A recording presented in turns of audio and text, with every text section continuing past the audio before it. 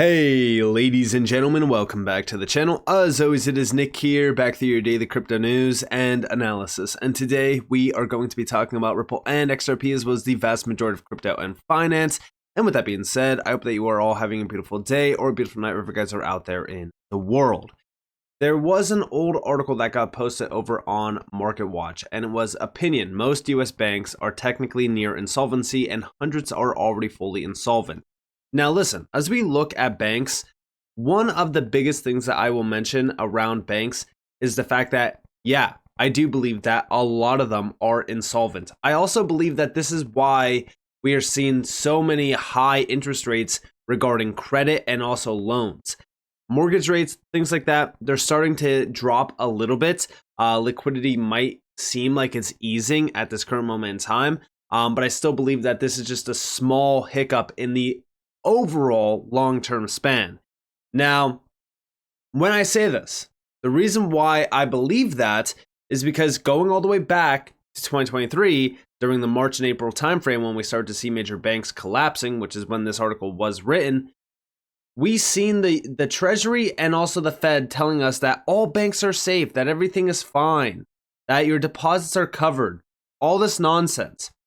At the same exact time that the FDIC had sub $200 billion in reserves to back over $17 trillion in banking deposits. Think about how crazy that statistic actually is. Now, mind you, outside of this, here you actually have the banking collapses. And this goes all the way back to 2001 through 2023. You can actually see the total assets in the 5 banks that collapsed back in last year versus the amount of money that was in the banks during 2007 and 2008. I mean, realistically speaking, 2007, the total assets, and this is in millions, by the way. This is in millions. 373,589 back in 2008. In 2023, it was 548,705. Think about how crazy that actually is. Now, mind you, I don't believe that this is over.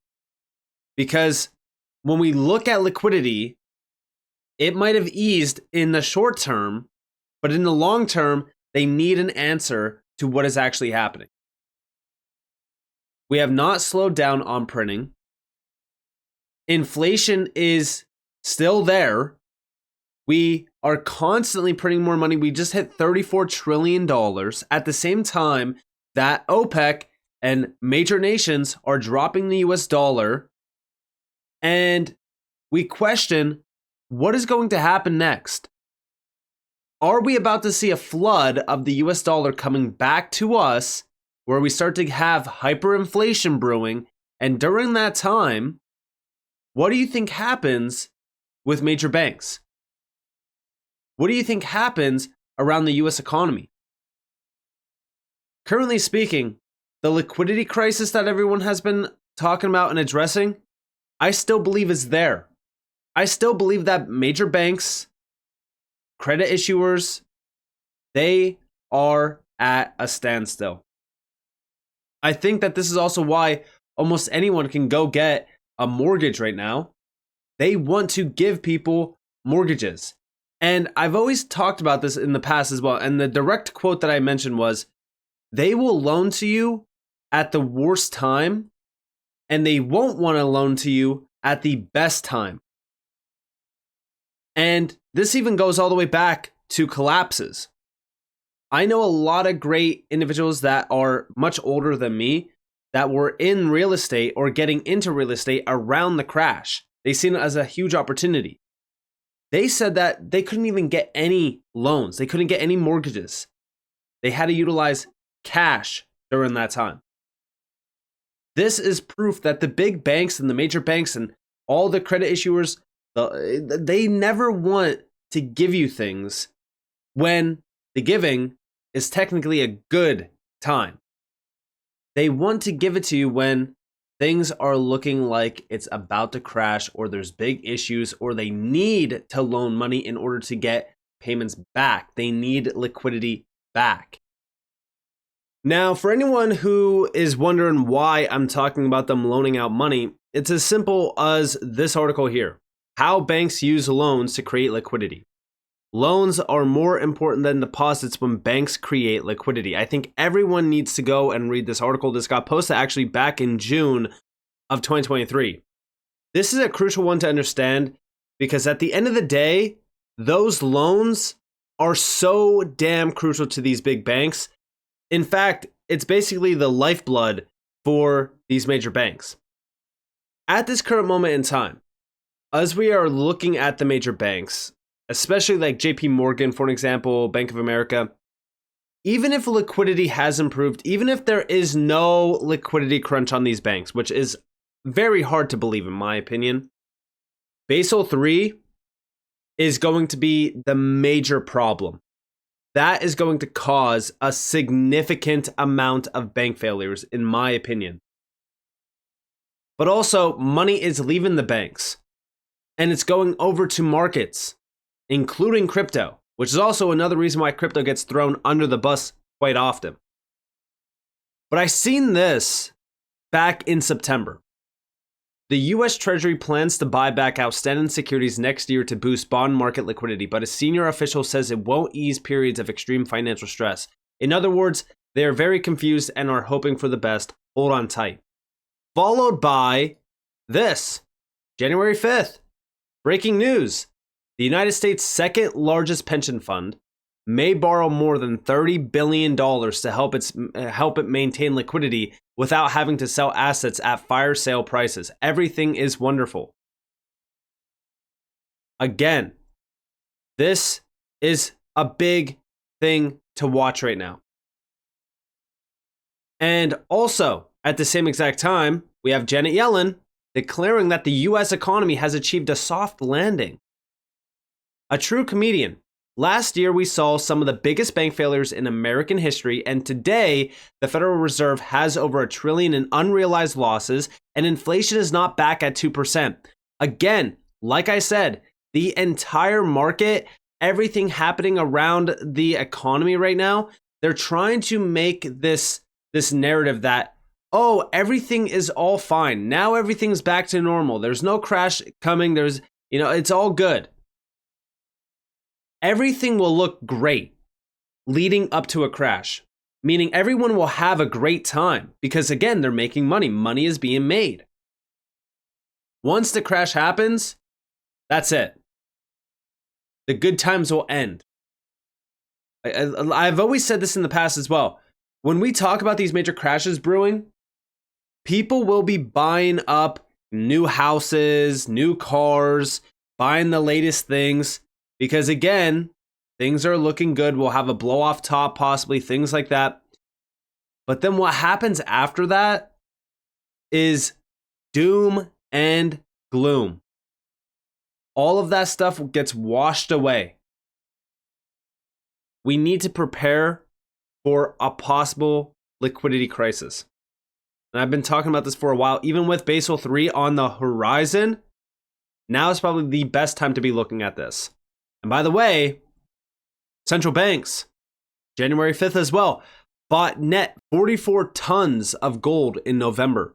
Central banks continue to stockpile. Again, central banks know what's coming. They knew what was coming back in 2008 as well.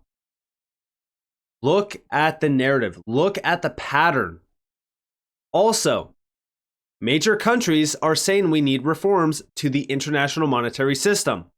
And we are seeing the constant accumulation of gold from central banks, led by China.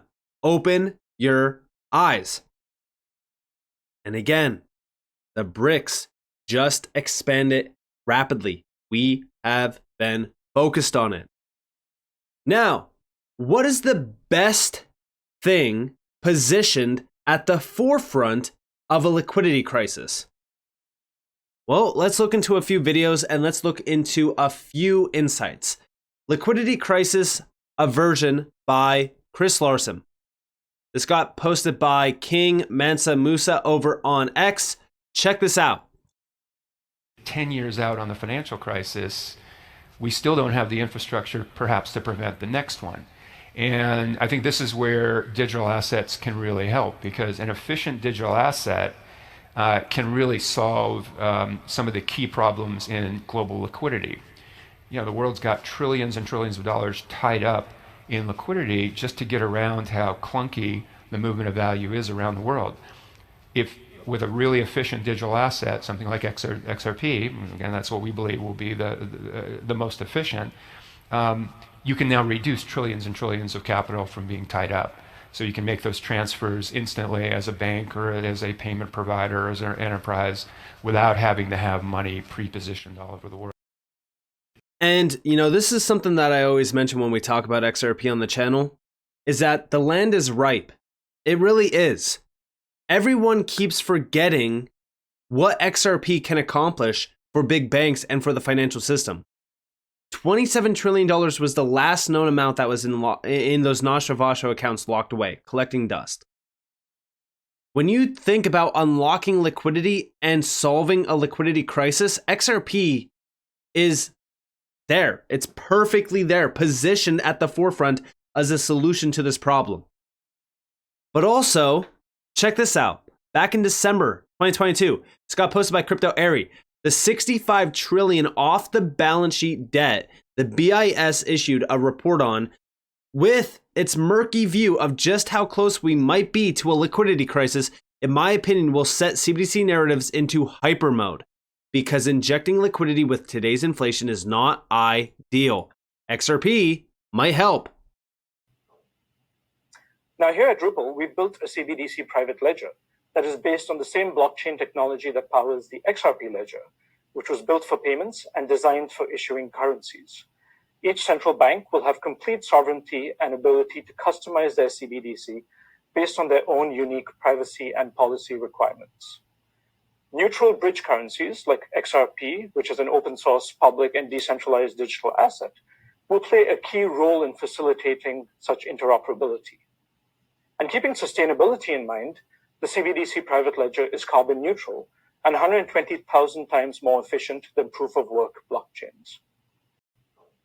And again, I do believe that XRP is going to be the solution for this issue. And I've been talking about it for a little bit of time now, and the land is ripe. I'm going to say it again. The land is ripe for XRP. All we have to do is be patient, because in my opinion, yes, I do think that a liquidity crisis is nearly here. I think that the big banks failing in 2023 was proof that there's problems. The traditional system is starting to crack. With them constantly printing now, with debt skyrocketing, I mean, we are getting to the point where it's unpredictable. We don't know what's going to happen next.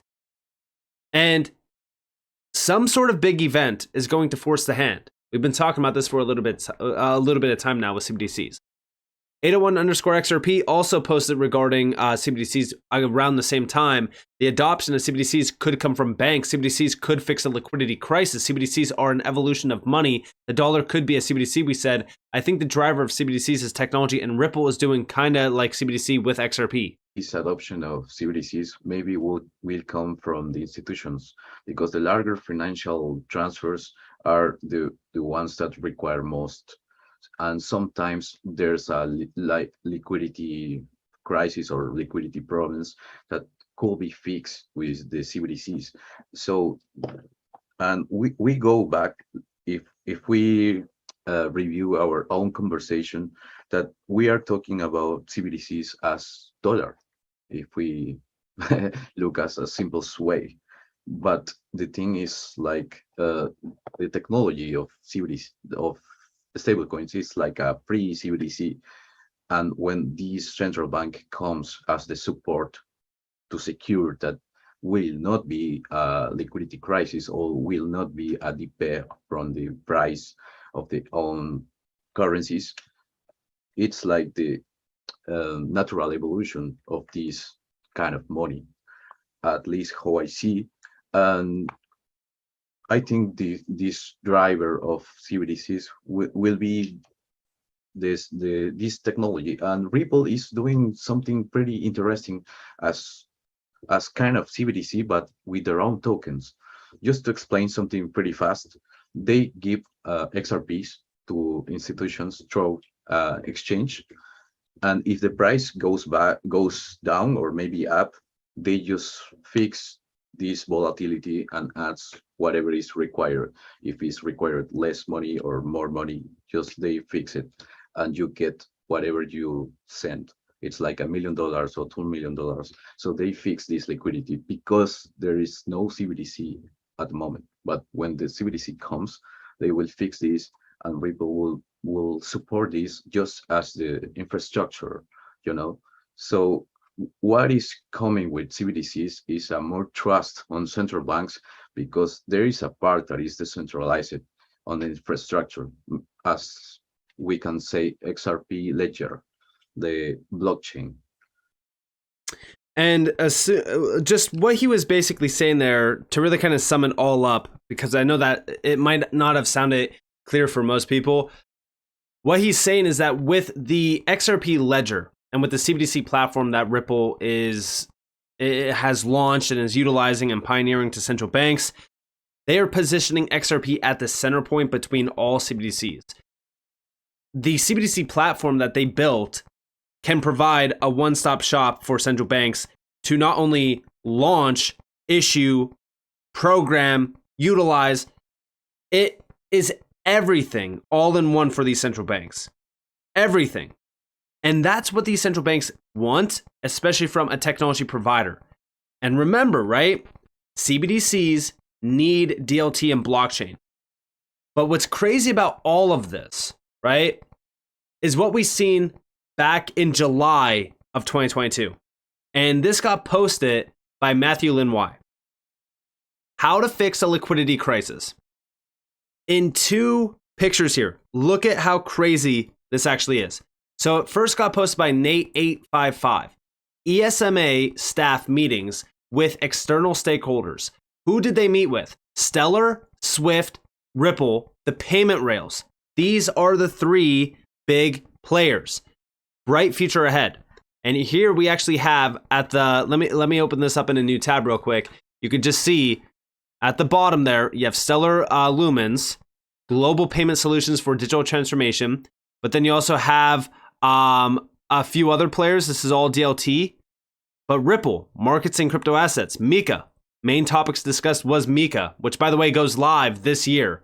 But then in the next slide over here, this is actually Matthew Lin Y. ESMA staff stakeholders contacts looks like DLT is getting ready for European capital markets. And again, we have everything focused on DLT here. So when we really look at what's going on, they are trying to tap in heavily to DLT.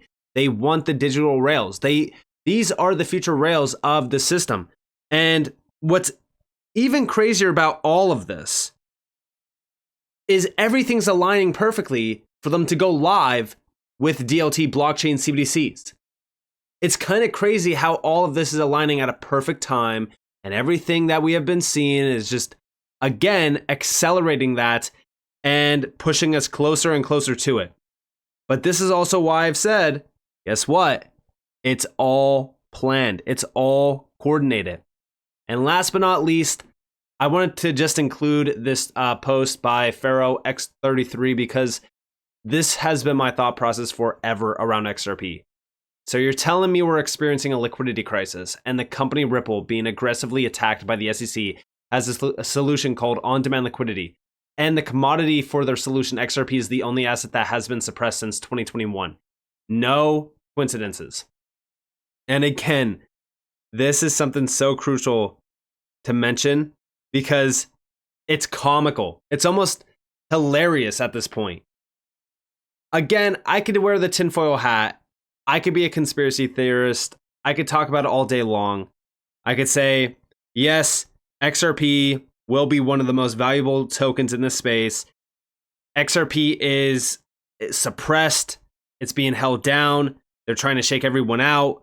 But realistically speaking, this technically is the truth. I mean, everything that we have been seeing up until this point, the SEC lawsuit, price swings, major crashes in the market, things like that. Like, it kind of all pertains to the idea that they want to make sure that you are frustrated. They want to make sure that, you know, the token's actually held down.